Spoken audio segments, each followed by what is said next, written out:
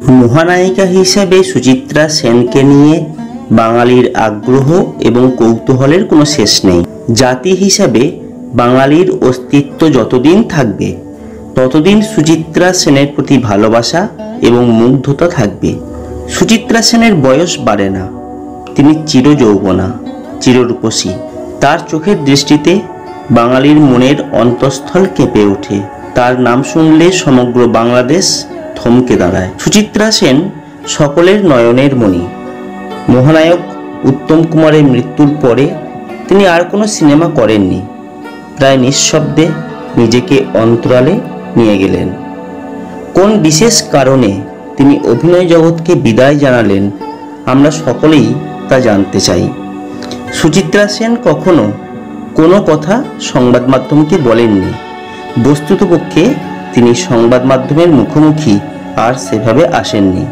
এই ভিডিওতে জানার চেষ্টা করব কেন সুচিত্রা সেন এভাবে অভিনয় জগৎ থেকে নিঃশব্দে বিদায় নিলেন। কোন অভিমান তার বুকে বাসা বেঁধেছিল, কোন বেদনা তিনি বয়ে বেড়ালেন। বাংলা সিনেমা জগতে অনেক নায়িকা এসেছেন, আবার হারিয়েও গেছেন। তাদের মধ্যে অনেকেই আমাদের মনে স্থায়ী ছাপ ফেলতে পেরেছিলেন। সন্ধ্যা রায়, সুপ্রিয়া দেবী প্রমুখ নায়িকাগণ বাংলা সিনেমাকে এক বিশেষ উচ্চতায় নিয়ে যেতে পেরেছিলেন। পরবর্তী সময়ে দেবশ্রী, শতাব্দী রায়, ঋতুপর্ণা সেনগুপ্ত এবং আরও অনেক নায়িকা তাদের শ্রেষ্ঠ অভিনয় দিয়ে বাংলা সিনেমাকে দর্শকের দরবারে হাজির করেছিলেন। আমরা তাদের সকলকেই ভালোবাসি, কিন্তু সুচিত্রা সেনের ক্ষেত্রে ব্যাপারটা আলাদা। সুচিত্রা সেন কেবলমাত্র অভিনেত্রী নন, তিনি দর্শকের মনের মণিকোঠায় স্থান নিয়েছেন। প্রতিটা বাঙালি পুরুষের স্বপ্নের নায়িকা তিনি। তার নাম শুনলেই চোখের উপরে ভেসে ওঠে শান্ত, নির্মল, সুশ্রী একটা মুখ, যে মুখ থেকে সুধা ঝরে পড়ে।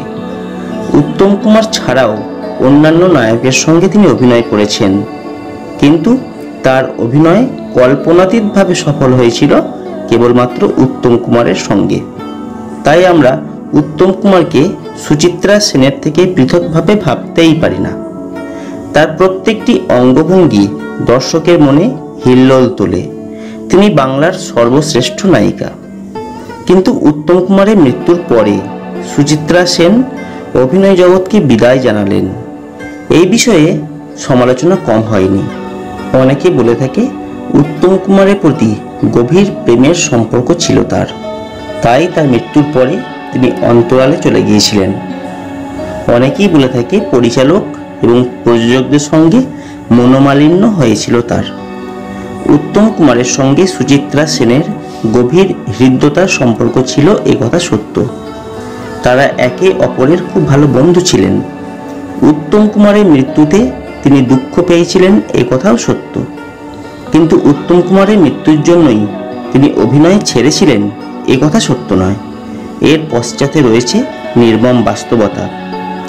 যে সময়ে সুচিত্রা সেন অভিনয় জগৎকে বিদায় জানিয়েছিলেন, সেই সময়টা আর আগের মতো ছিল না।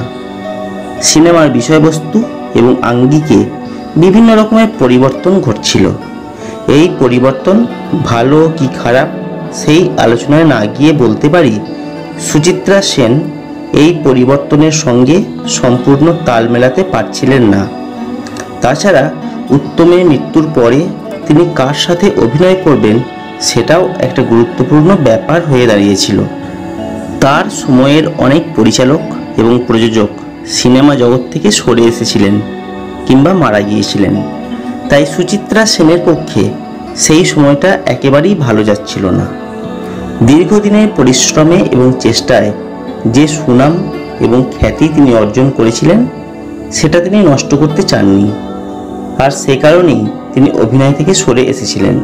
বৃদ্ধ বয়সে তাকে অভিনয় করতে আমরা দেখতে পাই না, তাই তিনি দর্শকের কাছে চিরযৌবনা মহানায়িকা হয়ে চিরদিন স্মরণীয় হয়ে থাকলেন।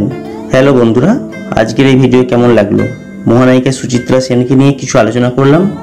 যদি ভালো লাগে লাইক করবে, শেয়ার করবে এবং অবশ্যই চ্যানেলটিকে সাবস্ক্রাইব করবে।